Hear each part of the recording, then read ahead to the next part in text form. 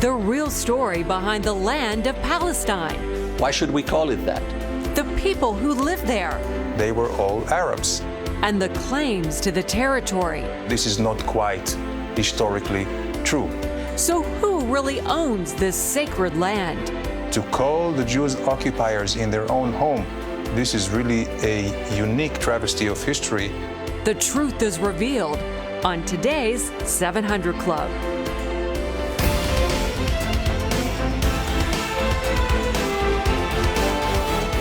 Well, welcome, folks, to this edition of the 700 Club. After days of hot debate, the Senate is finally getting set to vote on taking your taxpayer dollars away from an organization called Planned Parenthood. And that could cost that group more than $500 million a year. The Senate vote comes after a third undercover video showing Planned Parenthood doctors arranging the sale of the body parts of unborn babies. David Brody brings us the story from Washington. The video is hard to watch. Planned Parenthood doctors discussing how much aborted baby body parts would sell for on the fetal tissue market. There was like 3 or 4 samples we could have taken out of the 11.6, so that would be, if we were doing like, 50 to 75 per specimen, that would be like 200, 300, right? And we'd be comfortable with that. While Planned Parenthood claims it does not sell fetal tissue for profit, Republican lawmakers have seen enough. And they're calling for the federal funding of Planned Parenthood to stop immediately.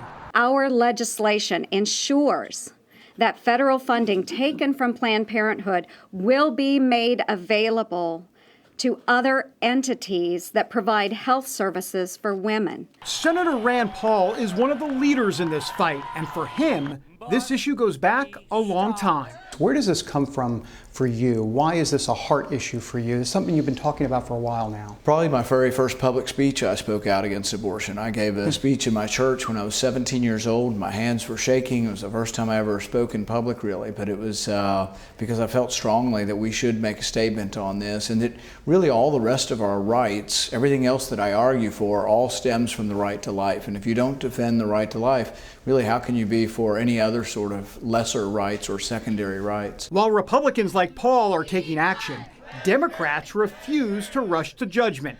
Presidential candidate Hillary Clinton calls the video, quote, disturbing, yet defends the controversial organization. For more than a century, Planned Parenthood has provided essential services for women. And I think it is unfortunate that Planned Parenthood has been the object of such a concerted attack for so many years. Senator Paul, who's also running for president, says Clinton is on the wrong side of this debate. What do you make of her comments, and where does this put her in the debate? She's also taking money from Planned Parenthood. She's taken at least $10,000 that we can find in contributions from Planned Parenthood officials, and I've called for her to return that. I think she should send the money back. I think the money is tainted.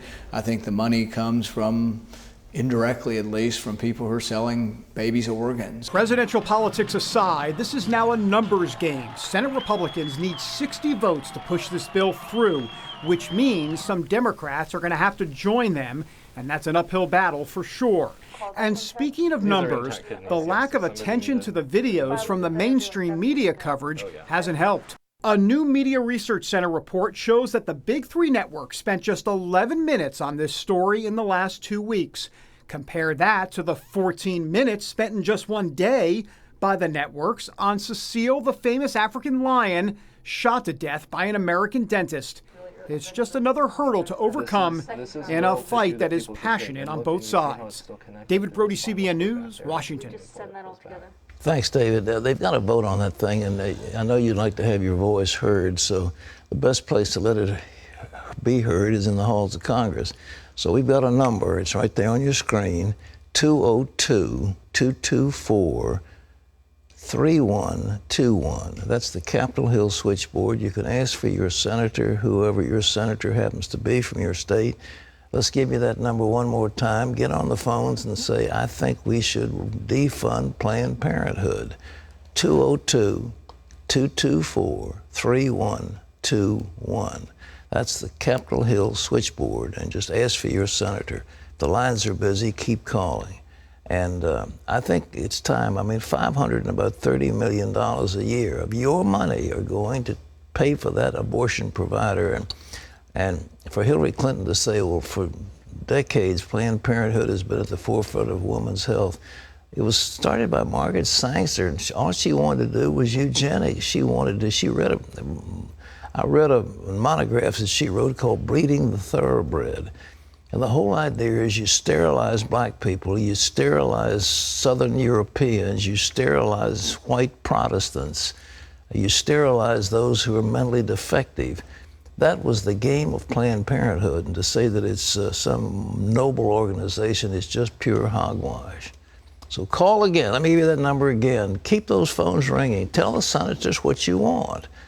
Let them hear your voice. And if you think we should continue to dole out $500 million a year to Planned Parenthood, will be my guest. That's the number, 202-224-3121. Well, in other news, what happened to that Malaysian airliner that vanished without a trace last year? Now investigators think they may finally have a solid piece of evidence. Wendy Griffith has that story from our CBN newsroom. Here's Wendy. Pat, that possible clue washed ashore on an island in the Indian Ocean. Investigators say the piece of debris could be a major lead in the disappearance of flight MH370 last year. George Thomas has the story. Investigators are almost certain that the 9-foot chunk of debris is part of a wing that's unique to the Boeing 777 aircraft. This piece of wreckage is what's called a flaperon. It's used when you're slowing the aircraft down and for takeoff. Today, the only missing Boeing 777 in the world is the Malaysia Airlines plane that disappeared last year. Clearly, if this is wreckage from MH370, it's an important breakthrough. The piece of debris, which was covered in shells, was found on the island of Reunion in the Indian Ocean off the coast of Madagascar. Investigators say if that piece is indeed from the missing airliner, it means it traveled some 4,000 miles away from the plane's last location. It seems unusual that it would be on the other side of the Indian Ocean, except when you look at the Indian Ocean current, which is anti-clockwise. And oceanographers always said that the debris, if we found any, would be southern Indonesia or on the east coast of Africa or one of the islands. Officials are now focusing on a number stamped on the wreckage. In aviation, every single part of an aeroplane, all the millions of pieces, have a serial number. You can track it back to the day it was manufactured. Aviation experts say Boeing will be able to identify the source of the debris within 24 hours. As long as the part number and the serial number can still be read, that's the big thing, because that'll help us understand if it's come from this aircraft or not. On March 8, 2014, Malaysia Airlines flight MH370 was flying from Kuala Lumpur to Beijing when it vanished with 239 people. It prompted a massive multi-country search that came up empty. Now, 17 months later, the first real physical evidence that could help investigators finally begin to solve the mystery of MH370. It would not surprise me if more debris will be washing up in that part of the region in the coming weeks. George Thomas, CBN News. Thanks, George. Well, with 1 week to go before the first Republican presidential debate, a new poll shows Donald Trump with a commanding lead in the GOP field. Trump is now in first place with 25% in the Reuters Ipsos poll, with Jeb Bush in second place with 12%. And still, another Republican has announced he'll run for president, former Virginia Governor Jim Gilmore. He is the 17th candidate to get into the race. Senate Republicans are still looking for answers in the IRS targeting scandal. At a hearing Wednesday, Senator Ted Cruz asked Commissioner John Koskinen why the IRS would demand that an Iowa pro-life group tell them about the content of their prayers. Koskinen admitted that was, quote, totally inappropriate and said he has apologized for the IRS. The agency also made every member of that Iowa group promise not to picket Planned Parenthood. Overall, the IRS targeted dozens of Tea Party and conservative groups holding up their tax-exempt status before the 2010 and 2012 elections. Jay Sekulow of the American Center for Law and Justice told the committee the IRS still hasn't acted in some cases. I represent 38 groups that were targeted by the Internal Revenue Service. That targeting, by the way, has not resulted in an end of all the cases. I've got 2 clients, one of which is waiting now for 6 years for determination from the Internal Revenue Service. And a federal judge is threatening to hold Koskinen in contempt because the agency has not turned over email from former IRS official Lois Lerner. Pat, this is one of those stories I just can't believe I'm reading. Well, there was one commentator that said the truth is this is the way the Chicago crime syndicate worked. They took over the government and then they did whatever they wanted to do. And I think that's where Obama got his lessons. He's thumbed his noses at Congress. He's thumbed his nose at any courts. He's thumbed his nose at anybody that came along and stood in his way. He's like a dictator. He thinks that he rules supreme. And I think that federal judge, I believe his name is Sullivan, he's a tough guy. And I think it's absolutely appropriate to put Lois Lerner in jail until she comes forward with what she's supposed to. And I think by jailing their lawyer and jailing Koskinen, why not? Because if the IRS comes after you folks, Mr. and Mrs. Ordinary Citizen, and they say that we want your records, and you say, well, I've lost them. Well, tough luck. We're going to hit you with a fine. We'll double it. We'll, put a 25% penalty on each month compounded. And before long, we'll dig a hole so deep you'll never get out of it. And if you don't like that, we'll garnish your bank account, or we'll put a lien on your assets, and we'll break you. That happens all the time. The IRS has enormous power. And to think that internally the IRS is as corrupt as it is shown to be is a horrifying thing. We do need tax revenue in our country, but we need it collected honestly from people who observe the law, do not feel they're above the law. Terry? Well, we've heard about the Palestinian people, but who are they really? Well, the answer may surprise you. Never in history was there a Palestinian nation or a Palestinian state. They were all Arabs. We'll debunk more myths about them and the Holy Land after this.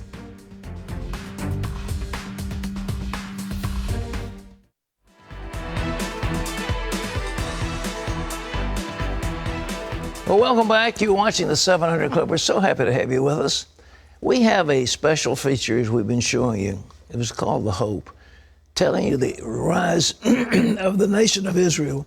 And today, we've got a couple of segments, today and tomorrow, that are not part of the original package. But it shows the claims being made on that land. It's the most volatile land dispute in history. Both the Jews and Palestinians claim ownership of the biblical lands of Judea and Samaria. It's now known as the West Bank. Palestinians claim their ancestors have lived there for thousands of years, long before the Jews. But is that claim supported by history? Gordon Robertson takes a closer look at the facts.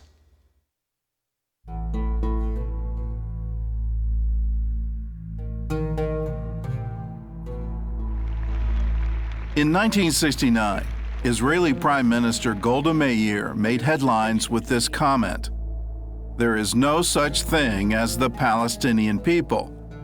It's not as if we came and threw them out and took their country.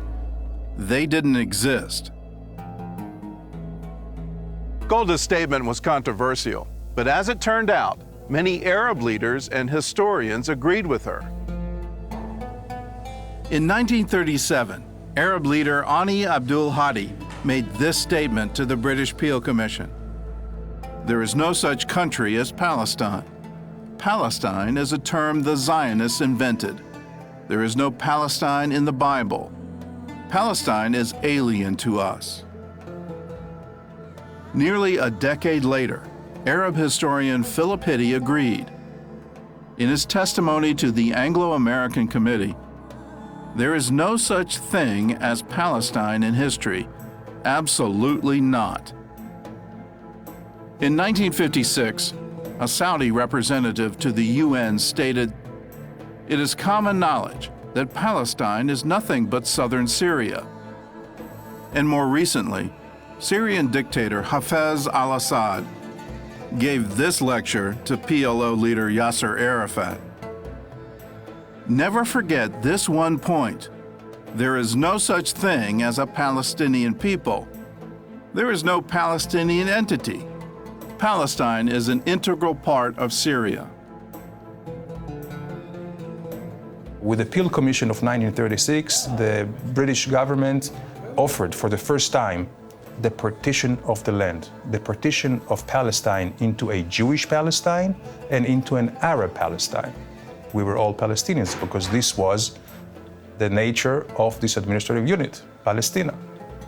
Now the Palestinians are owning this nationality as being the nation of Palestine, but this is not quite historically true.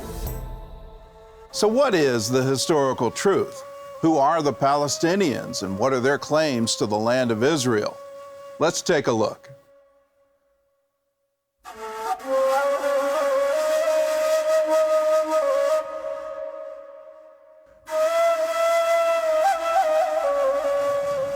Many Palestinian Arabs, including Arafat, have claimed to be descendants of the ancient Canaanites.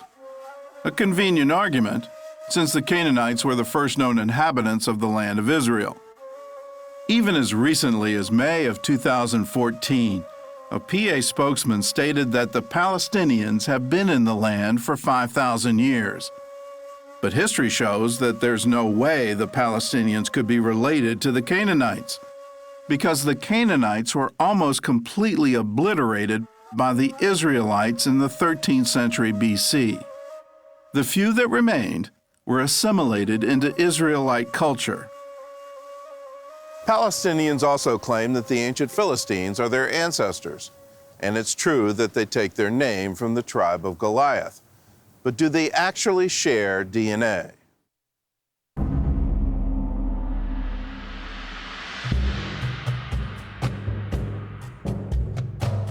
The Philistines were a seafaring people who came from Crete, the largest of the Greek islands. The Philistines got their name from the Hebrew word Plishtim, which actually means invaders. Palestine means invaded land. Why should we call it that? When the Philistines invaded Israel in the 12th century BC, they stayed close to the Mediterranean coast. They never settled in Jerusalem, Hebron, or Jericho, all cities claimed today by the Palestinians. By the 7th century BC, the Philistines had been assimilated by the Assyrians, then conquered by the Babylonians. From there, they disappeared from the pages of history. And experts say no one alive today could prove Philistine lineage. But if the Palestinians want to claim them, they would have to acknowledge that their real ancestral homeland is not Israel, but the Greek island of Crete. The Palestinians may not have gotten their DNA from the Philistines, but they did get their name. When the Roman Emperor Hadrian conquered Jerusalem in AD 135, he was determined to eradicate even the memory of the Jews and erase their connection to the land of Israel. So Hadrian renamed the region after their historical enemies, calling it Syria Palestina, the Latin translation for Philistine. So if they're not Canaanites and they're not Philistines, who are the Palestinians?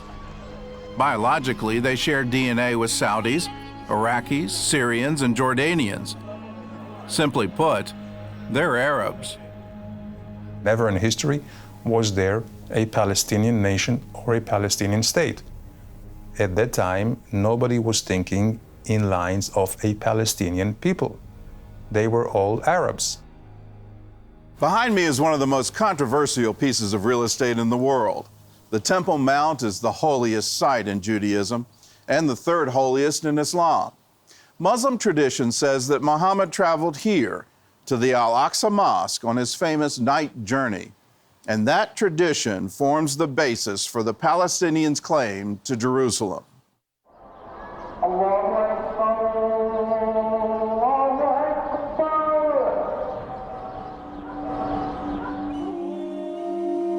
Arabs claim Jerusalem as the Islamic city of Al-Quds. but there's no record that the Prophet Muhammad had ever been there, and even his armies didn't arrive there until 5 years after his death. The city of Jerusalem isn't mentioned even once in the Quran, while the Hebrew Bible mentions it more than 600 times. In Muhammad's lifetime, it was a fairly unimportant city in the Byzantine Empire. It was a Christian city without a single mosque. When the Muslims conquered Jerusalem, they chose to build their mosques on the Jewish Temple Mount, believing it to be a holy site. There they built the Dome of the Rock and the Al-Aqsa, whose name was copied from the story of the night journey in the Quran.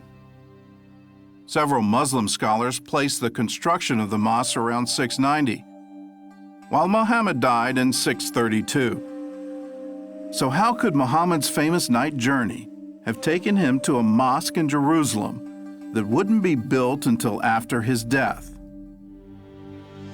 The Quran doesn't mention Jerusalem, but says that Muhammad's dream flight took him to Al-Aqsa, which means the farthest place.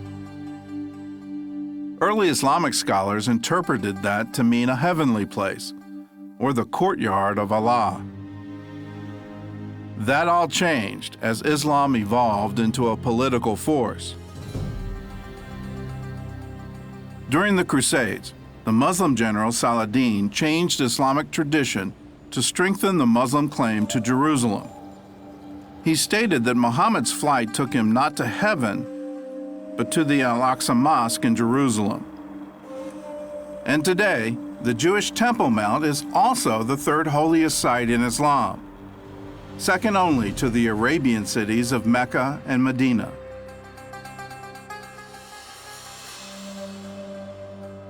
Muslims believe that once they claim a piece of land, it belongs to Islam forever.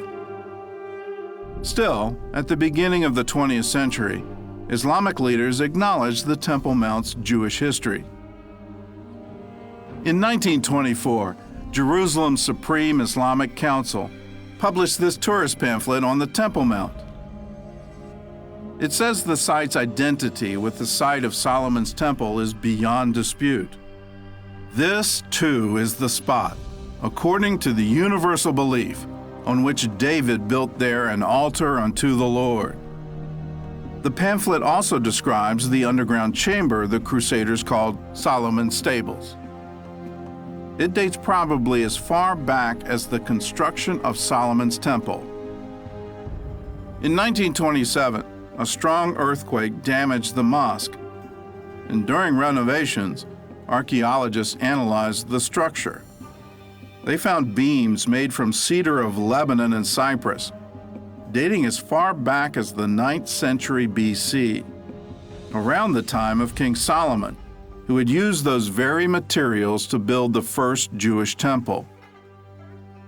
The excavations also uncovered a Jewish ritual bath from the Second Temple, and a mosaic believed to be part of a Byzantine church.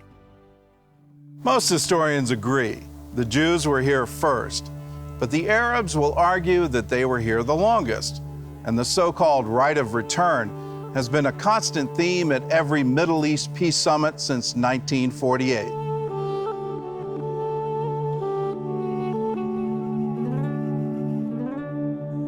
From the Crusades until the 19th century, the Arab population had only grown from around 200,000 to 300,000. Arab growth was stagnant, and population experts say it would have stayed that way, except for one thing: the arrival of the Jews. With the waves of Jewish immigration starting in 1882, Arabs started flooding into Palestine from neighboring countries. And they came for two reasons. One, to enjoy a higher standard of living in Palestine, and two, to fight the immigration of the Jews who made that standard of living possible. By 1948, the Arab population of Palestine was 1.3 million. The British governor of the Sinai once remarked, "It is very difficult to make a case for the misery of the Arabs if at the same time their compatriots from adjoining states could not be kept from going in to share that misery. Some experts say, if the Palestinian Arabs want a legal return to their countries of origin, they would have to return to places like Egypt, Iraq, Morocco, and Syria, but not to Israel.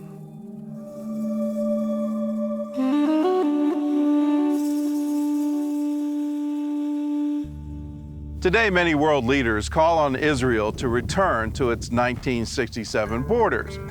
But if you look at history, those borders aren't from 1967. In fact, they're not even real borders. The borders of the West Bank are armistice lines which were created by results of the war of 1948. And at the end of the war, this is where the armies stood still. This is how the quote-unquote border of 1967 or of 1949 was created. So the 1967, which is an armistice line, served as a border between Israel and the state of Jordan. And the state of Jordan also annexed the West Bank, and it became part of Jordan. When Jordan occupied the West Bank and East Jerusalem in 1949, the Jews were ethnically cleansed from both places. At least 30 synagogues were destroyed, and Jews were banned from holy sites like the Western Wall, while Palestinian Arabs living there automatically became Jordanian citizens. So Israel can't go back to the so-called 67 borders for three reasons.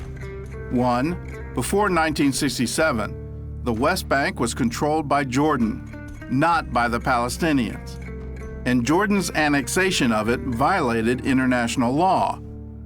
Two, the land was legally promised to the Jews by the British Mandate of 1922. And three, there was no Palestinian state in 1967, or ever. As Golda Meir once said, how can we return the occupied territories? There is no one to return them to. The term occupation is when you possess something which is not yours or which is someone else's. This is not the case of the West Bank. When you talk about occupation, yes, there were many occupations over the West Bank, starting with the Babylonians and Assyrians and Greeks and Romans, all the way to the Ottomans and to the Brits. To call the Jews occupiers in their own home, this is really a unique travesty of history. The West Bank was never held by the Palestinians. They were never sovereigns. In fact, there was no other sovereign over the West Bank than the Jewish people.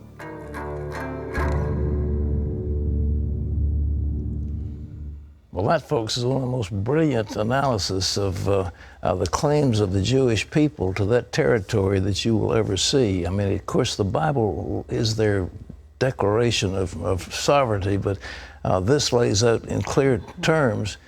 You know, some years ago, I was over there, and I went to, Yasser Arafat wanted to meet with me one night, and so we traveled down dark roads and strange, dimly lit situations, scary kind of environment.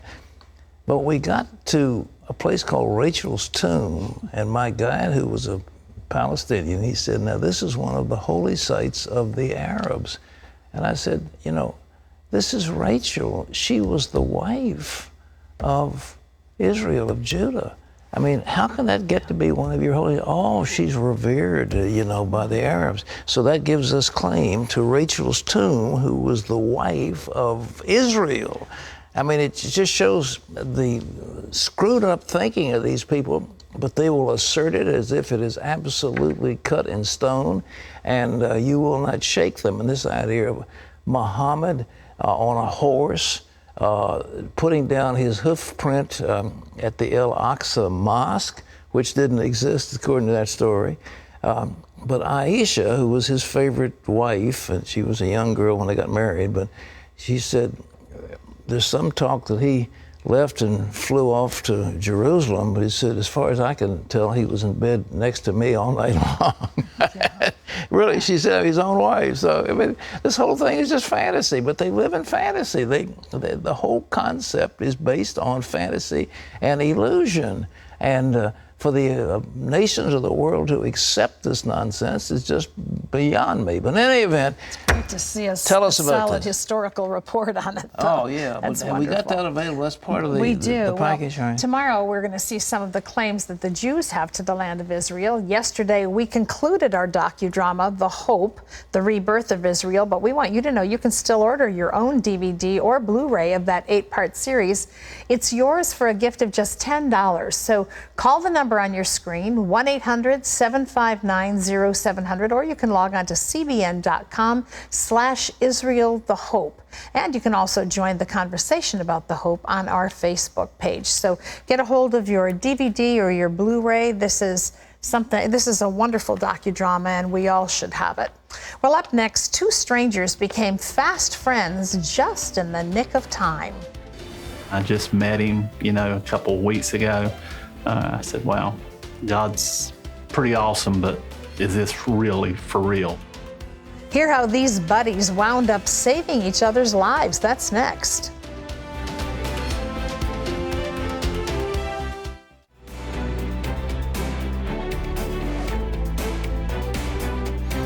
Don Herbert and Tim Jones were a perfect match.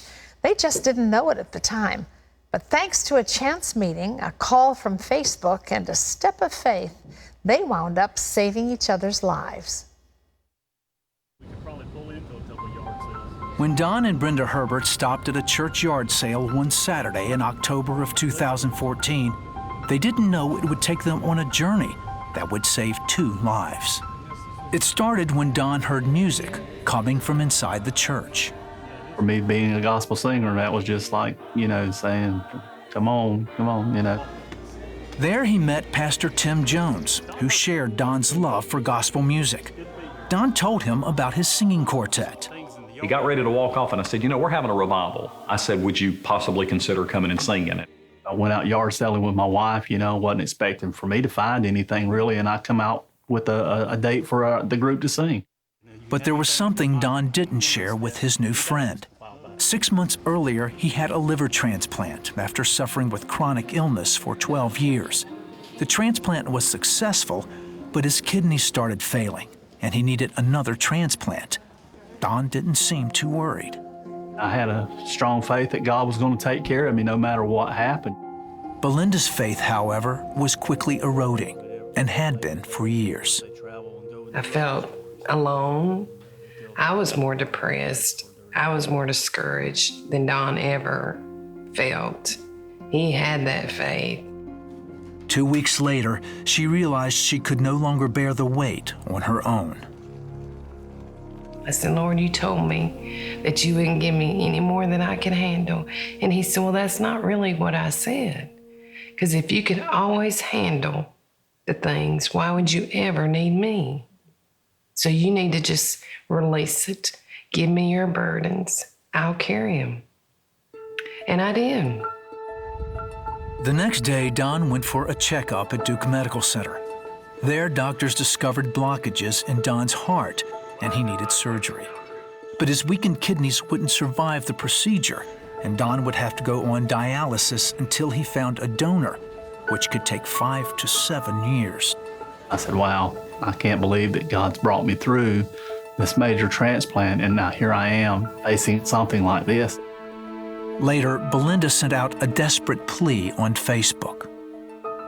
The Lord spoke to me and he said, put it on Facebook, put it out there, put it on social media, ask somebody. If you don't ask, you don't receive. It is so hard to ask something so tremendous and so humbling. But I want the man that I love to live a long life. I want to grow old with him by my side. Don has over 500 friends on Facebook, and I thought surely somebody will see this, somebody. That person was Pastor Tim. By then, he and Don had become friends on Facebook. The thing that really tugged at my heart was on down in the post, she said, I love him, you know, we've been together this long, he's my best friend, and I can't imagine going through my life without my best friend by my side. And I remember I got tears in my eyes and I thought, wow, you know, what a thing to put on Facebook. Tim called Belinda right away. I told Belinda, I said, I'm not calling you to be a hero or to give you any false hope, but I believe that God is showing me something and I would like to try to help you in some way. And I said, even up to, and then I just kind of let it slip and said, even up to possibly being the kidney donor. He was the first one that even answered the post that he would be the one. Because if God told him, how could it not be so? The two families talked about it.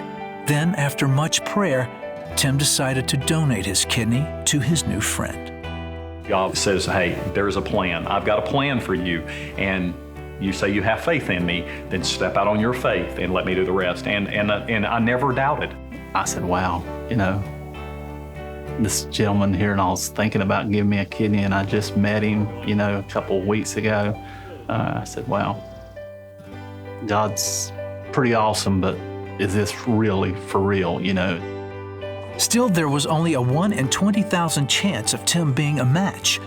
After weeks of exhaustive testing, the results came back. Mr. Jones, I got great news. She goes, you are a direct match for Don Herbert.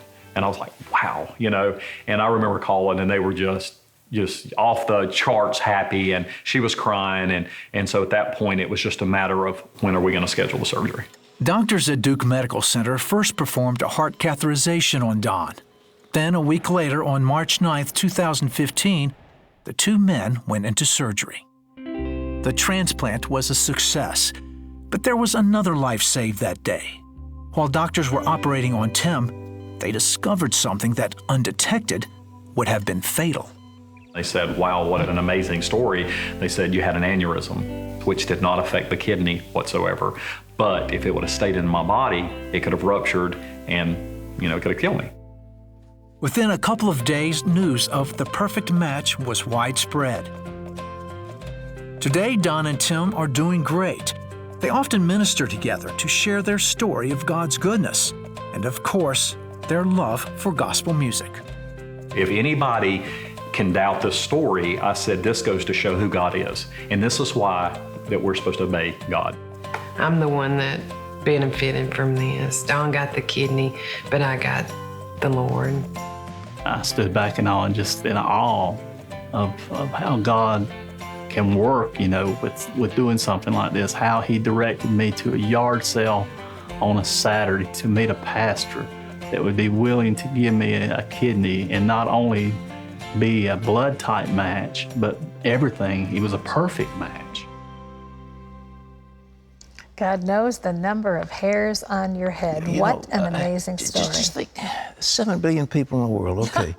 And God's looking at all the interaction of these people, and he brings this one apart and that one. Can you think of the wisdom of God? There is no... You really can't comprehend it. It's too vast. The day-to-day interaction of 7 billion people, not to mention the animals and the birds, and Jesus said even your hair is your head and number. And the majority of it we don't comprehend at all. You know? And it happens without our knowledge, without our planning. It's just the ways of the Lord. I mean, but he's great. That's why we need to... So when we come to him and pray, you know he's got power and he'll do it. So here's some answers. This is Crystal, who lives in Jacksonville, North Carolina. She suffered with terrible fear and anxiety, so much so that it affected her sleep. Doctors said all they could do was give her a tranquilizer that had terrible side effects. Well, one day she's watching this program, and Pat, you gave this word of knowledge. God is delivering you from a spirit of fear. He's taking all of your anxiety away. Crystal claimed the word, all the fear left. She has been sleeping well without medication. That's God. Folks, he's in charge of this universe. The universe is huge. He can take care of you. Now look at this. This is Floyd. Floyd lives in a place called 8 Mile, Alabama. Did you ever hear of that? Never. No, I never did either. He had terrible issues with his digestive tract. One day, Floyd was watching this program, and Terry, my sweet co-hostess here, gave a word of knowledge about someone with problems with the intestines. And she said, quote, God is touching you and doing a creative miracle. You're being completely healed. And Floyd said, that's me. And inside his system was all worked out. God healed him, and he is absolutely whole. Isn't that good? Amazing. How about praying? You want to pray? Yes, I'd love to pray. Father, Terry and I join together. We believe, God, in the name of Jesus. Lord, with you all things are possible. You are the God of wisdom and might and glory. We hold before you these people, and we say we're not worthy to ask or to come before you, but God, we come before you on behalf of people. There's somebody who's got projectile vomiting. You are really sick. It's a problem in your head. I believe there's a tumor in your brain right now. In the name of Jesus, that tumor is taken away, and that nausea shall leave you. Terry, what do you have? There's someone you've been diagnosed with some kind of a defective problem with your heart, and it's affecting the rhythm of your heart. It's affecting your energy, your breathing. God's healing that for you right now. Just receive it. You've got palsy, you've got shaking. I don't think it's Parkinson's, but it's a shaking, and here again, the nervous condition, the Lord is just reaching down, and throughout your body, that shaking is stopped. Terry, what? Someone else problem with your lower legs, with the veins and the blood flow. God's healing that for you. You're just going to see all of that skin become healthy and well again. Somebody, again, I think that name may be Floyd, but it's whatever it is. You're gripped by fear. You are paralyzed by fear. In the name of Jesus, that spirit of fear is leaving. I command you to leave in Jesus' name. And someone with colitis, very bad colitis. You've had it for a long time, but today is your day, and it is healed in Jesus' name. Amen. Wherever it is, wherever you are, please call us, tell us what God's done, and raise your hands and thank Him. Give Him glory. Nothing is impossible with the Lord. Call 1-800-759-0700. Terry. Well, still ahead, time to bring it on with your email questions. Sally says, my company has just installed time clocks that require employees to scan their fingerprint. Is this another step towards Big Brother, and should I comply? We'll tackle that and more after this.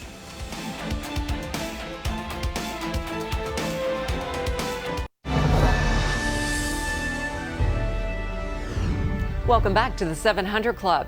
ISIS is using women to help recruit terrorists. That was the testimony to a congressional committee Wednesday. One expert says that using women is a core part of the ISIS strategy.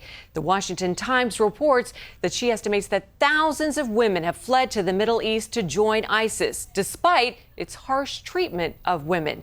She says ISIS uses them to raise up the next generation of jihadi warriors. Well, Dr. Clyde Narramore, a prolific Christian author and psychologist, has died. Narramore made a major impact on the field of Christian psychology and wrote over 100 books, including This Way to Happiness. The Narramore Christian Foundation and the Rosemead School of Psychology continues his life's work by training Christians in psychological counseling. Narramore was 98. And you can always get the latest from CBN News by going to our website at cbnnews.com. Pat and Terry will be back with more of the 700 Club right after this.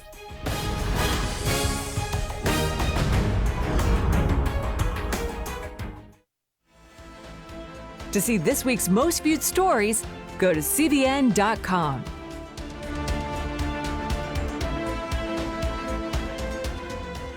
A freak natural disaster left Daniel with no home and not enough money to care for his growing family. So he prayed to God. And here's how viewers just like you helped answer his prayers. As 26-year-old Daniel walked through the ruins of his home, he wondered how he would ever be able to rebuild. We built our house next to the river, and the flood came and took our house away. Everything we owned, totally destroyed. Earlier, a storm had caused the river to flood its banks, a rare occurrence in this part of Guatemala. Now that the flood had taken their home and all their belongings, finding shelter for his pregnant wife and daughter became Daniel's main concern. A cousin finally took them in, and they lived there for several months. I felt so desperate for those 2 months. I wanted to leave that house, but we didn't have any other place to go. Daniel works on melon farms, spraying plants with fungicide. He barely made enough to feed his family. I knew it was going to be a long time before I could rebuild again. I prayed to God every night. I said, God, please help. Daniel's answer came through Operation Blessing. First, we secured land from the local government that was far from the river. Then we built the family a new house made of wood. I am so happy with my new house. We feel safe and we can sleep well now. Thank you, Operation Blessing, for a new house. You have given us the chance to start again in a better place. You know, we've talked today about how vast the creation is and a God who hears the prayers of individual people. Here's a young guy who just wants to be able to take care of his family, and he has no hope for that, no opportunity. And then you came right into the midst of their need and their circumstances, and you said, we're going to make a difference in the name of Jesus. If you're a 700 Club member, that's the kind of thing you're doing every day all around the world through CBN, and we want to say thank you for being a part of that. If you're not a 700 Club member, you can join the rest of us right now. It's just 65 cents a day, $20 a month, but you become a world changer when you join with us. So easy to do. Our number's toll free. You just call that number on your screen, 1-800-759-0700. Say, I'd like to join the 700 Club. We welcome you. Thousands of us are out to change the world with love and in the name of Jesus, and we invite you to be a part of that. Our way of saying thank you for caring about others is to send you the transforming word, Verses for Health and Healing. Pat has put this together just for you. I guarantee you it will be a blessing. It's both a DVD and a CD, and we want you to have this. So you call now, change somebody else's life, and we believe this will bless yours. Time for email. You ready? Okay, let's go for it. Okay, this All first right. one is from Sally, who says, I work in the retail industry, and the company I work for owns many companies across the nation. They have installed time clocks that will require our thumb or fingerprint in order to swipe in and out for work. I believe that this is a violation of my religious and privacy rights according to our Constitution. I believe this is another way for Big Brother to be ushered into our land, bringing on the end of the age. Am I overreacting? What should I do in fighting for what I believe concerning my rights? In all seriousness, you ought to chill out on this one. You know, we've used thumbprints and fingerprints, I mean, for the identification there and everything. I mean, you get fingerprints, and it's a way of identifying people. I don't think it's the mark of the beast. I have a trick, though. I don't have any fingerprints. Why don't you have Because I read so much, and I Are handle. you serious? I'm serious. I've handled papers so much for so many years. I have obliterated, so I cannot have fingerprints. So what did they do with you, Iris? Or They do nothing. I pass through undetected. No kidding. No, seriously, I can't. I've tried them because I was a deputy sheriff, and I tried to get fingerprints, and they couldn't take. Huh. Wow, so get your books out, folks. Yeah, read daily, and then get on the 700 Club and handle all the paper we handle here. Okay, what else? Okay, this is Veronica, who says, my husband of 18 years has separated from me 3 times. Each time he left, it was due to porn or because he wanted to date another woman. Then last November, he was drinking, and after a huge fight, I called 911 because I felt my safety was in jeopardy. In anger, he left, drove drunk, and got a DUI. This DUI caused him to lose his commercial driver's license, and now he blames me. Is this marriage even worth fighting for? His nasty attitude and the constant accusations that I'm cheating on him are getting tiresome. Please help. Wow. Look, I hate to be the bearer of bad news, but maybe for you it's good news. Get yourself a lawyer and get out of that relationship. That guy's a loser. He's in trouble. He's nothing but trouble. He's unreasonable. And he doesn't own any of it himself. Yeah, it's always somebody else. Possibly a lawsuit. I don't know what your financial situation is, but I dare say you can do better than, by yourself than you can with him. But I don't know all that, but I do think that's what you ought to do. Get a lawyer and get that relationship taken care of. You don't have to live in a situation like that. And scripturally, you have absolute grounds to leave him, all right? This is Ian, who says, I am really in deep confusion and I really need answers. Can God take away this same-sex attraction? Can God change a homosexual to straight? We have had people on this program. There was one guy, I'll never forget him, because he came, we show him as a woman, and as a woman, he was absolutely gorgeous. I mean, gorgeous. But he was a man. And the Lord touched him, changed him, and now he is married and has some children and has a very happy life. Yes, God can. It's a miracle, but God can do it. It is a tendency in your life. Somebody was asking me for counsel the other day and said, I've got this son, and he was effeminate from the time he was young, and now he says he's gay. And I said to her, I said, does he want to be a girl? And she said, no. Well, I said, well, if he doesn't want to be a girl, basically he wants to be a man. Mm-hmm. And if he wants to be a man, there's no reason that he can't start acting like one. Mm-hmm. God can take care of this. And I know it used to be considered psychologically that this was an aberration and so forth, but now, as a matter of fact, if somebody counsels this, in school, I mean, they come against you. You're violating somebody's civil rights. But the truth is, you ask me a question. The question is, can God do it? The answer is, not only he can, he will. Mm-hmm. We leave you with today's Power Minute from Psalm 121. The Lord will keep you from all harm. He will watch over your life. The Lord will watch over your coming and going, both now and forevermore. Well, that's all the time we've got, and we appreciate. Remember, the last episode of The Hope will be on tomorrow. You don't want to miss it. The Jewish claims to the Palestinian land. See you again. Bye-bye.